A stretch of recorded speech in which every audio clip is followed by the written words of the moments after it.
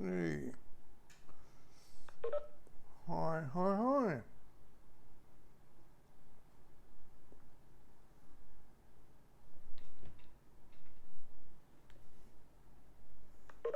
Good, good, good.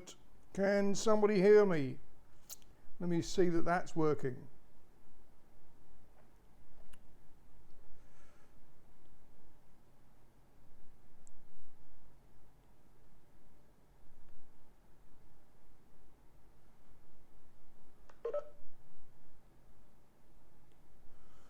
Do I have sound? Can you hear me?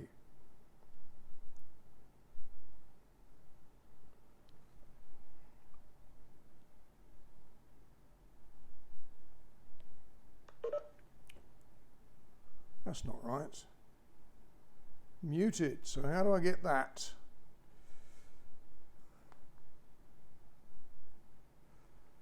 Start video, switch camera, chat with everyone. Dan Club, you are muted right now. Your microphone is muted. Yep.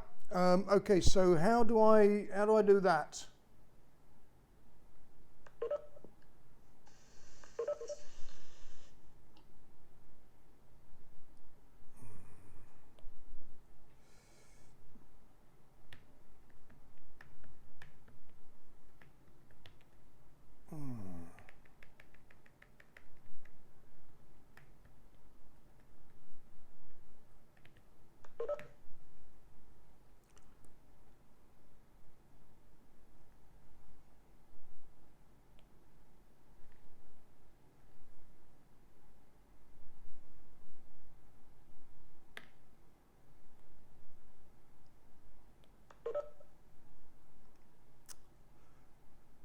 I think you have to. Got it. Go to your, okay. I got it. Okay. I've got to change this week. Oh, look. Okay. So let's get going then. I don't know how many are here. You can hear me now then. Yes, Kappa can. Oh God, I hate technology sometimes. Okay, so very quickly, I see from the attendance statistics that while some of you are online with me for the full 50 minutes, a couple are running at 40 minutes or less.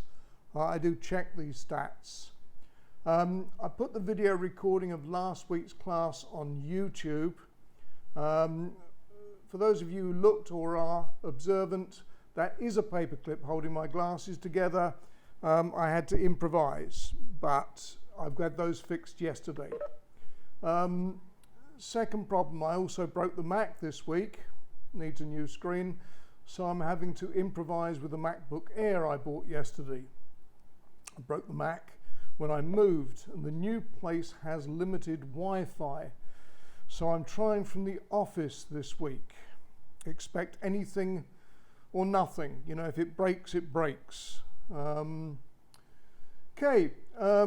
Unrelated to this course directly, I saw a list of the top 10 universities for Silicon Valley hiring. I put this on the notes. If you want a job at Apple or Google, graduate study here might help. Okay. One thing that is related to the course is the way governments always want to break into our devices. I'll discuss later the way that Apple complies with warrants, as do other companies, but it's the end-to-end encryption that annoys law enforcement. Apple and others, I think WhatsApp, for example, refuses to make a back door because if it can be opened, it's a back door for the bad guys as well as the good guys. And governments may not always be the good guys.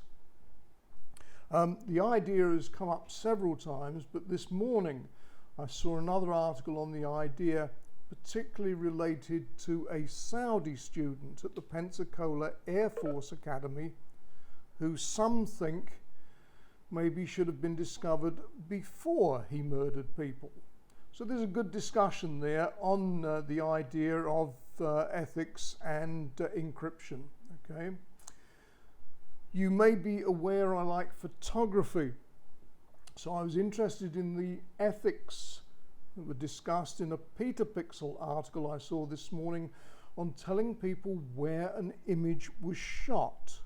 You know, sometimes you don't want to disclose the location. Not anything that's specifically connected to computer engineering, but it's another way of considering how we share information and what should be shared. Okay, any questions so far?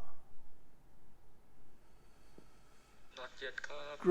Great. So interrupt me if you do have anything, okay? So I see that not everyone's looking at the notes for each class. There's a lot of information in the notes. Don't leave it till the end. They don't replace the video link, but they may have some additional ideas and links that you may or may not want to follow up. That's up to you. You may not see the connections, but they're there to be discovered. Who would have thought, for example, that the work of a Canadian coder would affect the outcome of elections in several countries and be linked to data stealing apps for COVID-19 contact tracing? Has anybody tried the contact app at the malls here? The QR code? A lot of fun there. Okay, I'm going to look at Facebook, Cambridge Analytica, Dr. Kogan and others later.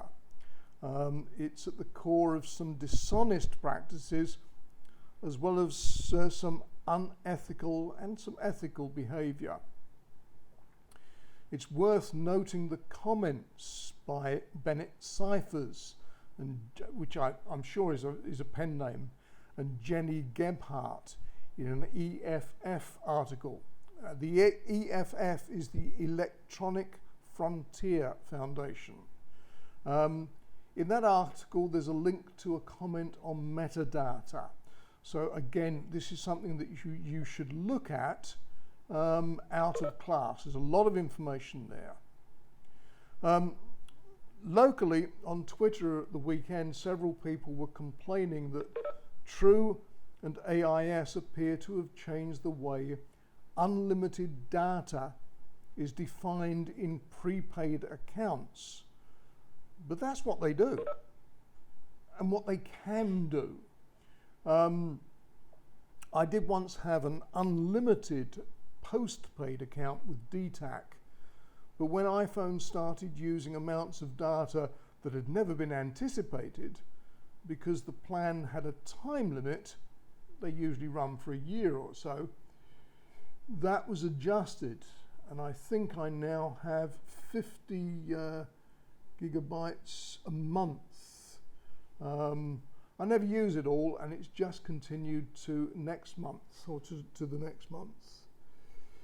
Okay, when Apple changed settings on some phones a couple of years back to help with performance from chemically aged batteries, the way this slowed down devices was upsetting. I mean, I was okay, I got a new phone, but some people with older phones were upset. Many claimed that this was Apple's way of pushing users to update. Apple denied this, of course, but the lawyers were activated anyway. Lawyers would do anything. This week, there's been a settlement of sorts, not quite final because of the COVID-19 situation, but there's a settlement been outlined, with Apple agreeing to pay something between 310 and 500 million. That's not to each user, it'll actually work out to $25 each. So the affected iPhone users could receive this $25 if the settlement is approved. Again, there's a link to that in the notes. There's a comment in the article that Apple admits to changing the software, but says it did nothing legally wrong. Note that, nothing legally wrong. There may, however, be a moral aspect, although the case could be fought for years in the courts. If Apple does that, it loses more through its public face. You know, there's a PR situation here. Okay, years ago, a company called the Distillers Company. Yeah, it makes booze, but it also makes a lot of chemicals as well, and medicines. They found this problem with PR when they were fighting against responsibility for the birth defects caused by a drug it manufactured called thalidomide, Thalidomide. What was happening was that the pregnant women were taking the drug, and the babies were born without arms, without legs, and sometimes without organs inside their bodies, and so they died very quickly. Legality means little in the face of widespread public condemnation, this PR aspect. The images of limbless babies haunted the company, or would haunt the company, forever. So what happened was, after pressure, and there was a magnificent article in the Sunday Times and a book they created afterwards, they decided to pay out to all the families whose mothers had these babies, but did not admit liability. Right? There was the moral aspect, of this, and so they decided, in the face of the pressure that they were seeing, they would pay up and look big. So this 500 million for Apple isn't going to break the bank. Cupertino, they've got 300 billion, I think it is, in the banks around the world. So those 25 checks will put a smile on the faces of some and make Apple, look a little bit happier. In my mind, I linked the point of Apple denying legal responsibility with the changes in telco services here, with the point that in the terms and conditions, the users probably had agreed to this. Anybody here ever looked at terms and conditions? I know what the answer is, right? Now, I do, okay? I taught some of this stuff in previous ethics and morals classes.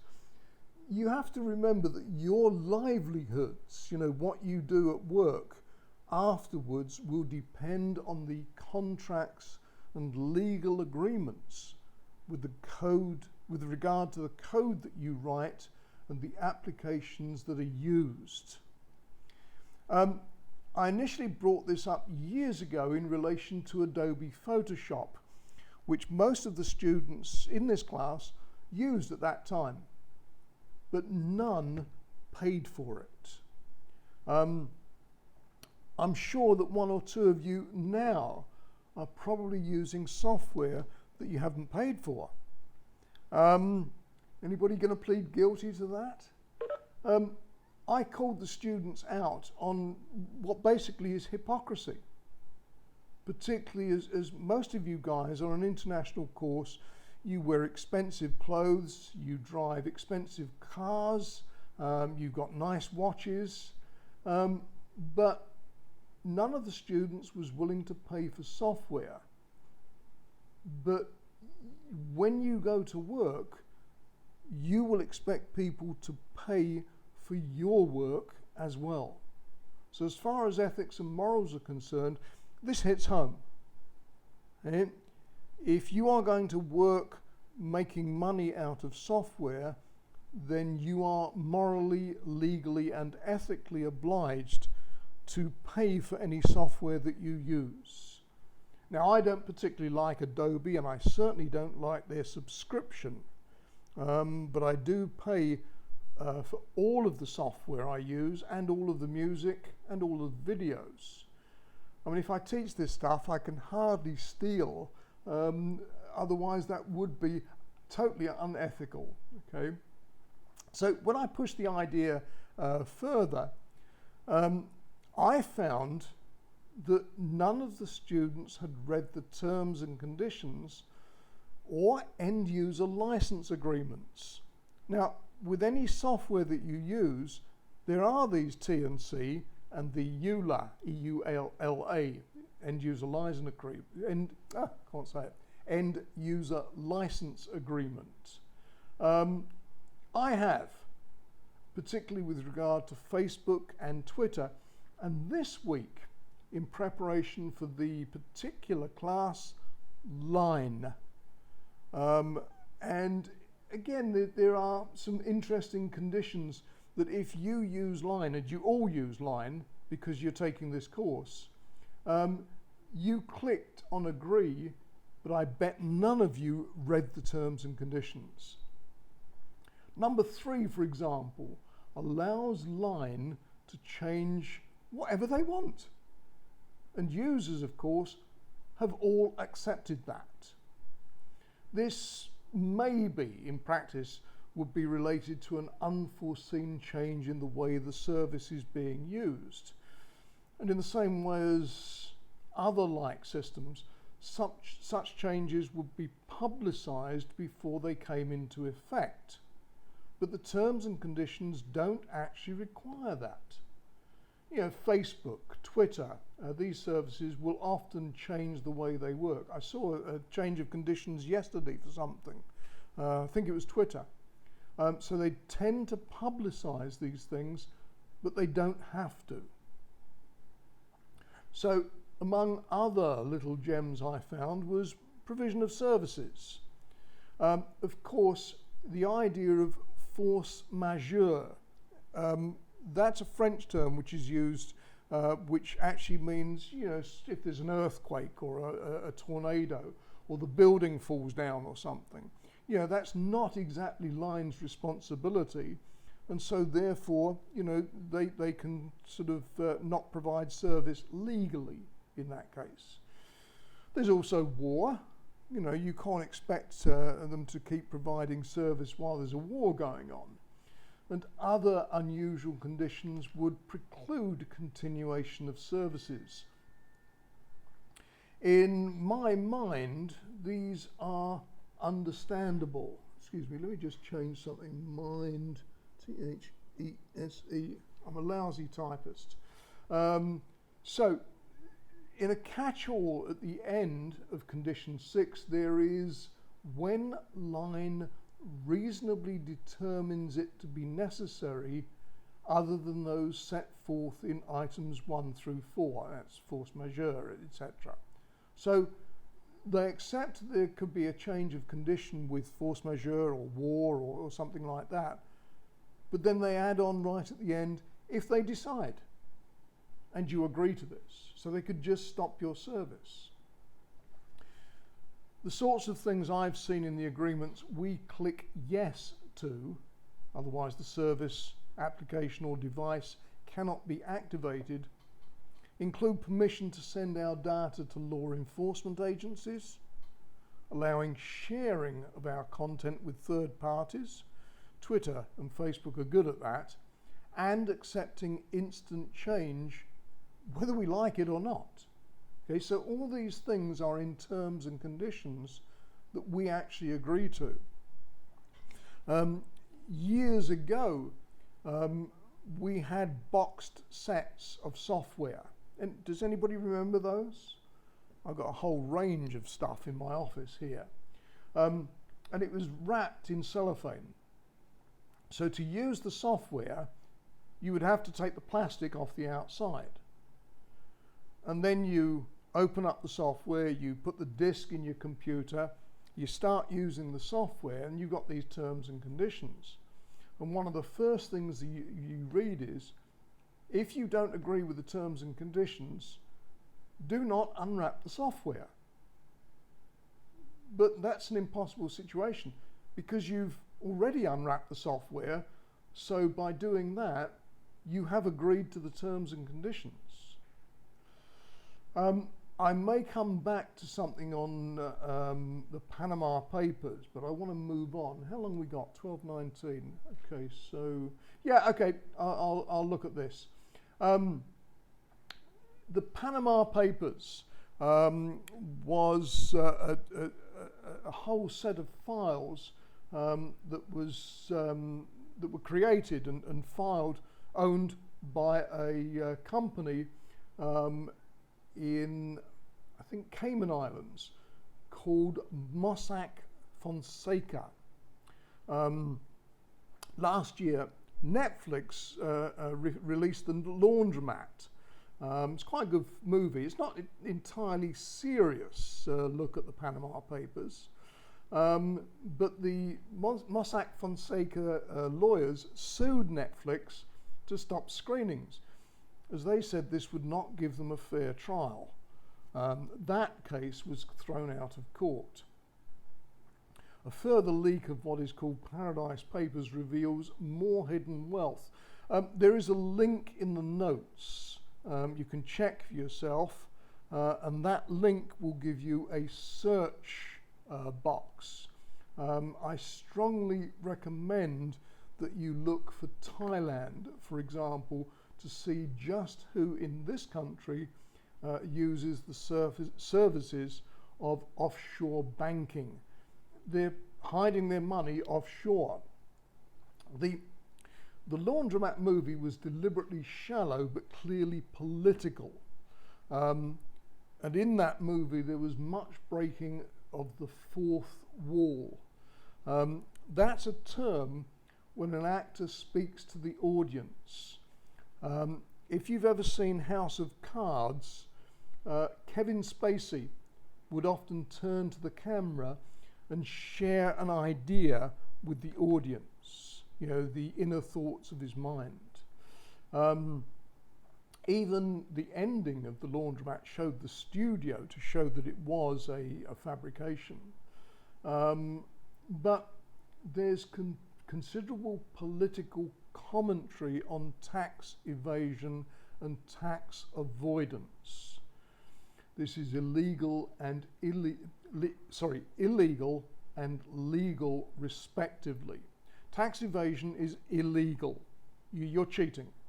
Tax avoidance is where you use the laws which are available and you put your money in different places. A lot of companies, for example, Apple, Google, Facebook, use Ireland for their filing of accounts.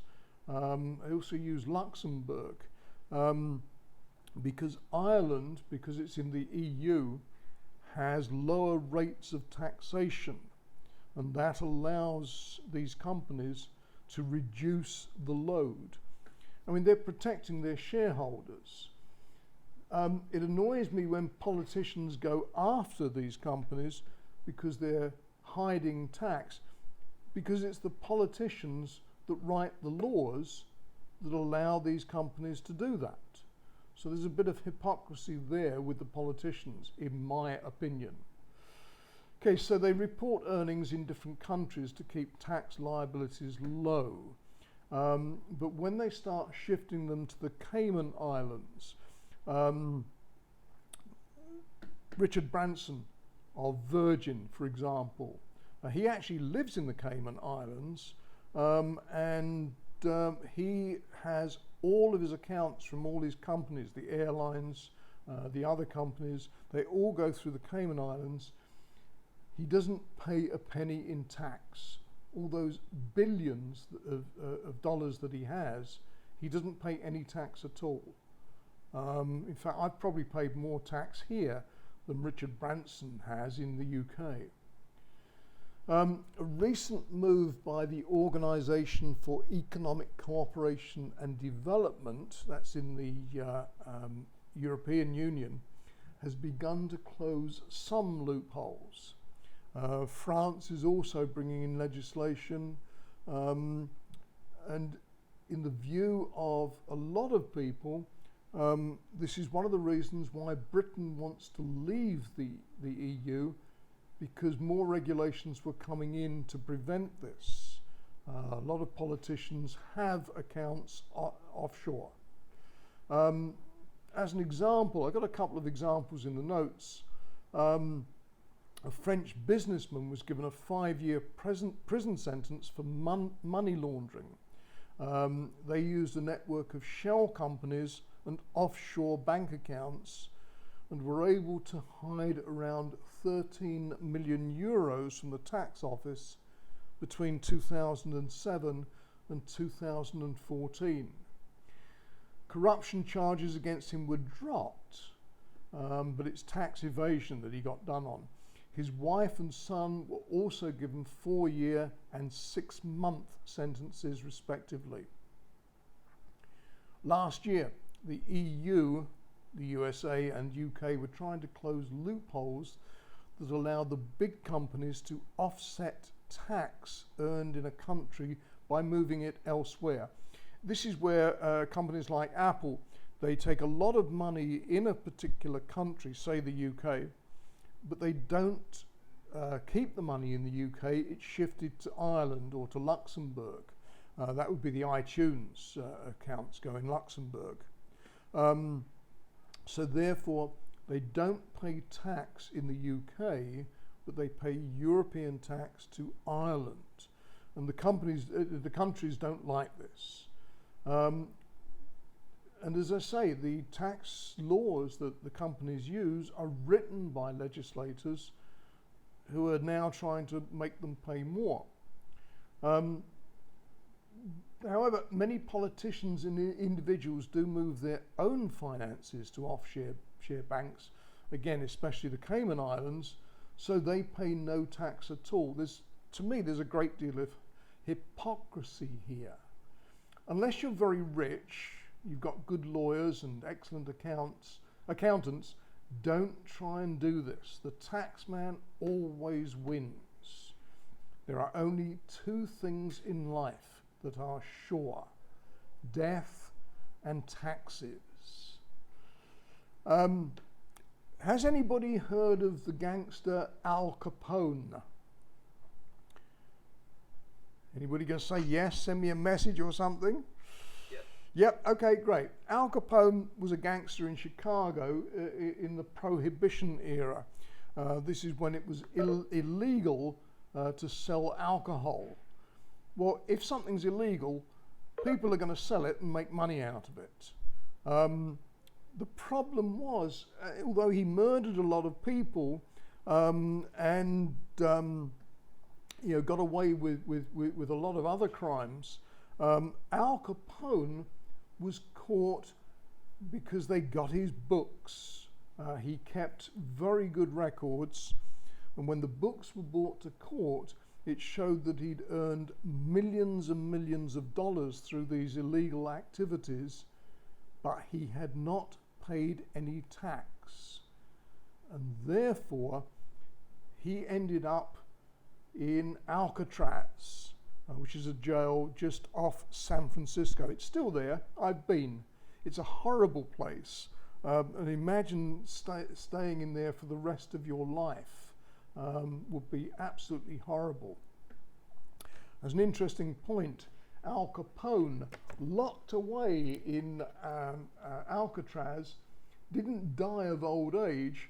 Al Capone died from syphilis. I have no idea where he could have got that. Okay. Whenever I drink, I have a cough. Okay, I've mentioned the book 1984 in previous classes. Guys, do read this book. But Orwell included some ideas that he'd written about before, particularly about the Nazis and the Soviet Union under Russia. This idea of manipulating truth has come to the fore recently, starting particularly with a White House press conference when Trump's spokesman, Sean Spicer, insisted that more people had watched the inauguration than ever before. When there were photos online and in the media which showed vast spaces unfilled, they were caught out with a lie and didn't like it. He lied to cover those points and got caught. But this has gone on, led to a battle between the president and the press, along with frequent use of the term fake news. the last spokesman, Sarah Huckabee Sanders, and the current one also seem to be continuing this.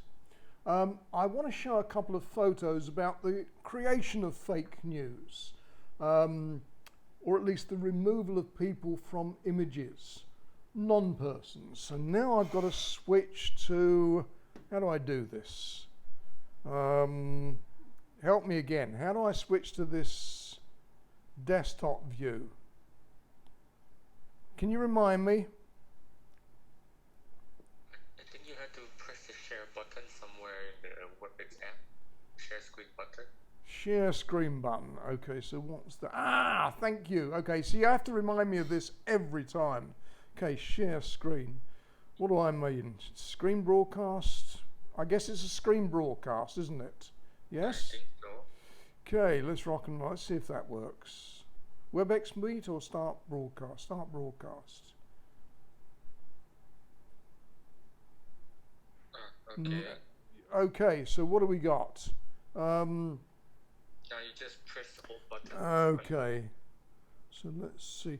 Okay, can you see that? Yes. That's the Apple one. Okay, so let's see if I can find what I'm after.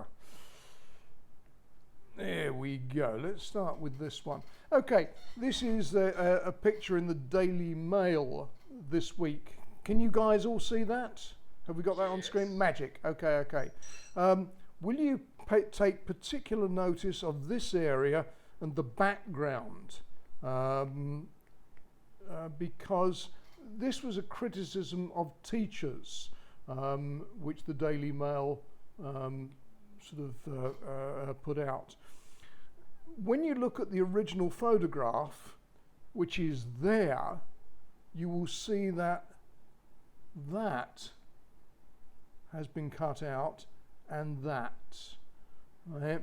So we've lost all that, and they're black kids, right? And this is a problem with the Daily Mail, the racism that is involved. So what we have then is just simply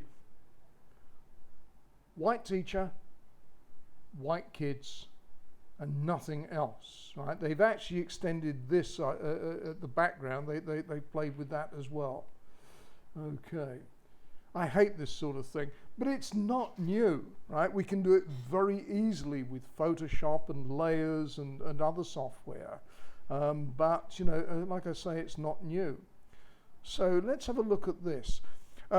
Anybody recognize who's in the picture? Shouting there with his hat. Send me some information. Anybody? Come on, this is supposed to be two-way. Someone said Marx. Oh, close, close, close. No, this is Lenin, right? Vladimir Lenin. And again, particularly, look at the guys on the right there. I think that's the right, it's Lenin's left, okay? So look at those guys. And just afterwards, there's another photograph taken, and you'll see that these guys have gone. Let me see, let me look to my notes. Leon Trotsky, let me go back to that first picture. One of these guys is Leon Trotsky, who was actually killed in Mexico. He had a lot of problems with Stalin, who really hated him. He was eventually assassinated in Mexico. He was stabbed with an ice pick. And then, as we can see here, you know, he just disappeared from texts and from photos. So it wasn't just the photographs that were adjusted, but all mention of him in any documents or any books was deleted. This again, as I've mentioned, is a feature of what happens in 1984, that the text is deleted or changed to show that the leader is right for the day. Right? What's the expression? Excuse me, I've got to think carefully of this. Yeah, he who controls the present. he who controls the past controls the present. He who controls the present controls the future. And that's one of the theories that's carried on in 1984. There's a link on the notes to a New Yorker article which has a number of examples of how Stalin-era photos were airbrushed. This tool was used because Adobe Photoshop or computers did not exist, so they had to physically change the negatives. So if you look here, for example, you'll see a picture of Uncle Joe, Joseph Stalin. Now, to show you how old I am, I can remember when Joseph Stalin died. I wasn't very old, but I can remember the news broadcasts and the newspapers. So I can remember Stalin, I can remember the election of Eisenhower, and I can also remember the death of our king before Queen Elizabeth came. That shows you how old I am, okay?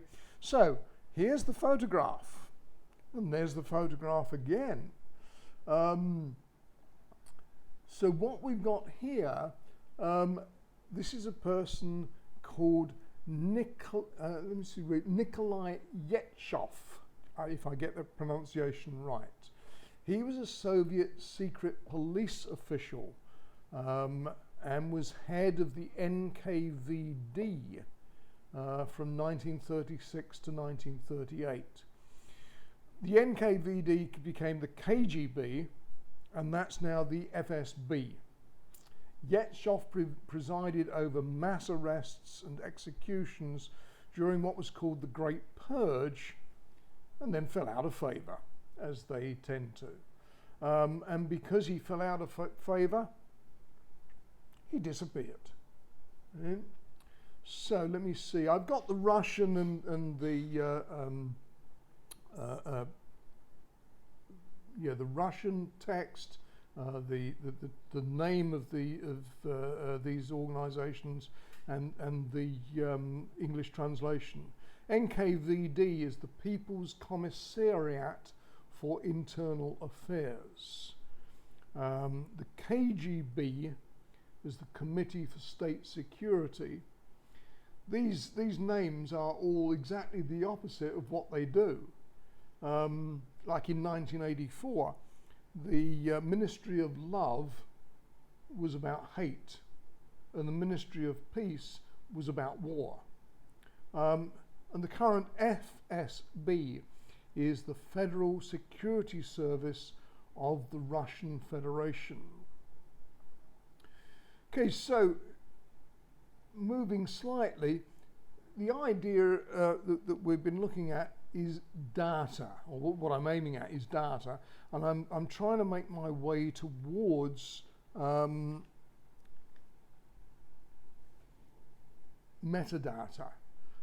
There is a link in one of those articles to explain what metadata is, but I'm going to look at this more carefully later on. Okay. In your case, as computer engineers, you analyze to find problems with software, but outside there are other reasons for going through such processes.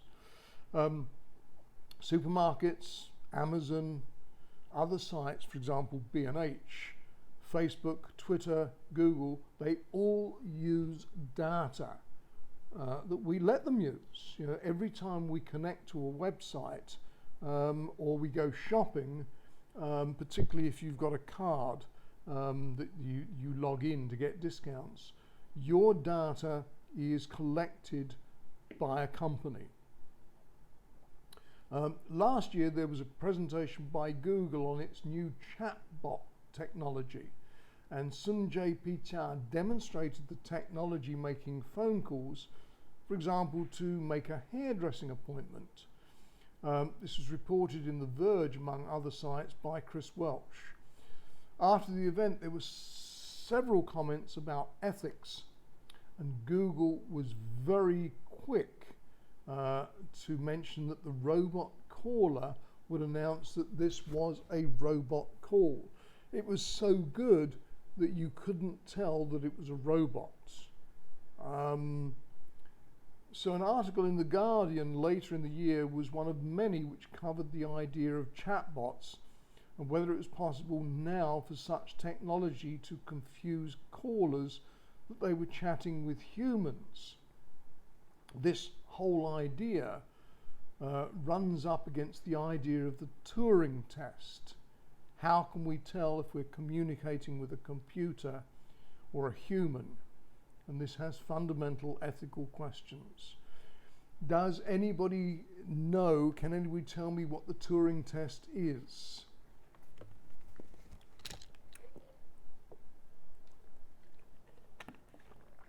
Was it to test whether the machine has sentient? I'm not sure. It's not quite sentient, although some machines are getting pretty good, but they're never quite good enough at the moment. The Turing test is a test of a machine's ability to exhibit intelligent behavior equivalent to or indistinguishable from that of a human.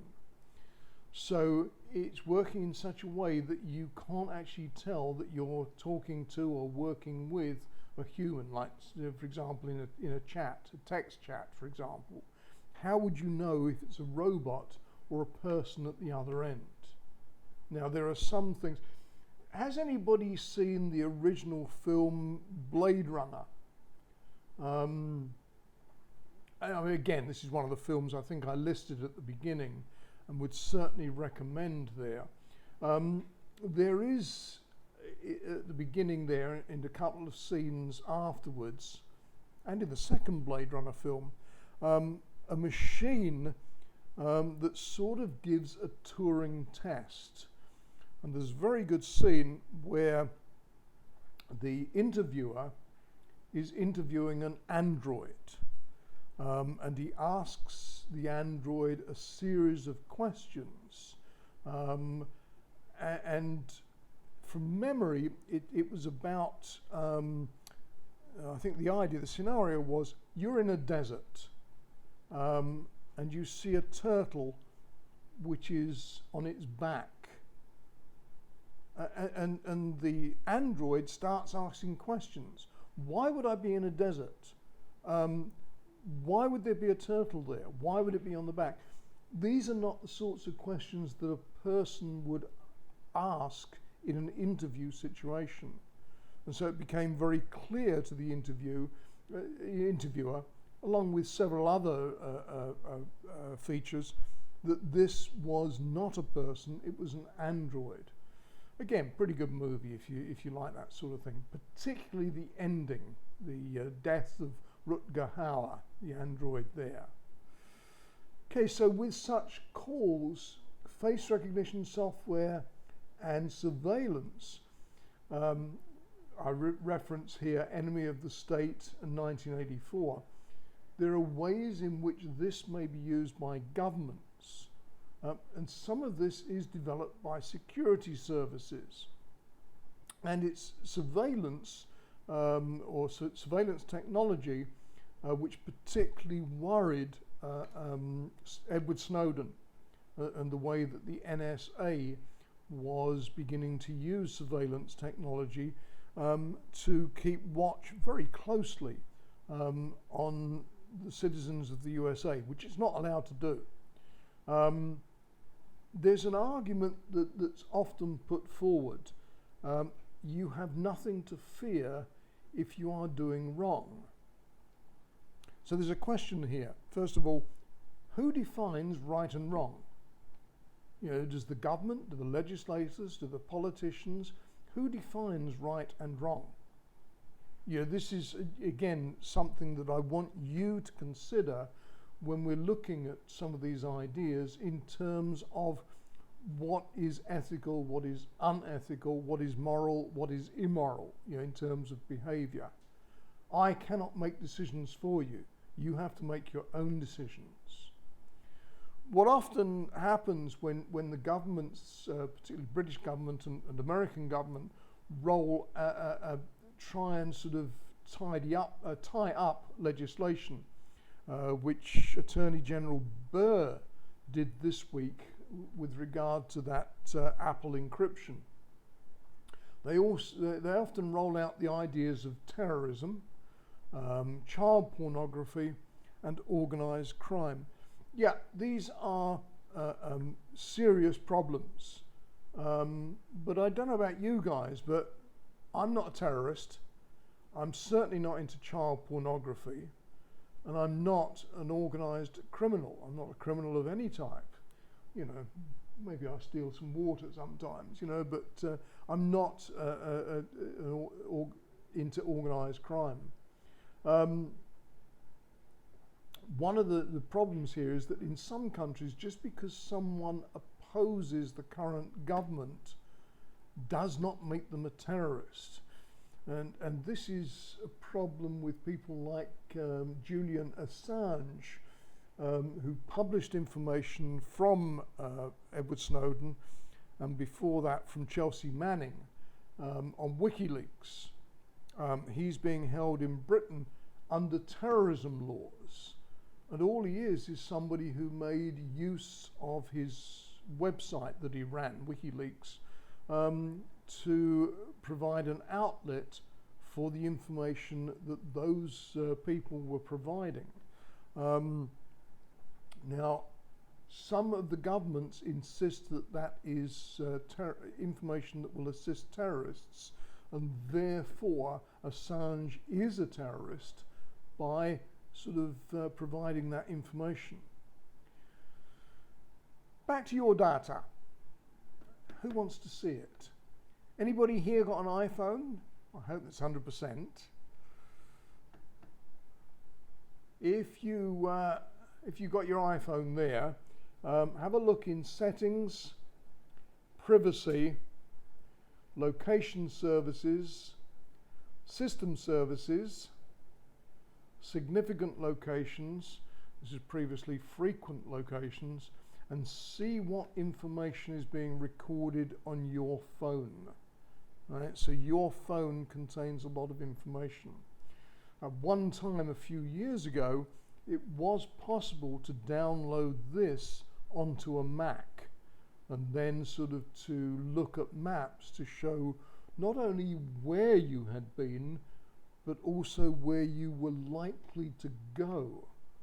Right? So that was stopped because of the problems that could have caused. So next week I'm going to start again looking at metadata and any other ideas that come up during the course of the week. So very quickly, what do we got? 2 minutes? Are there any questions, please?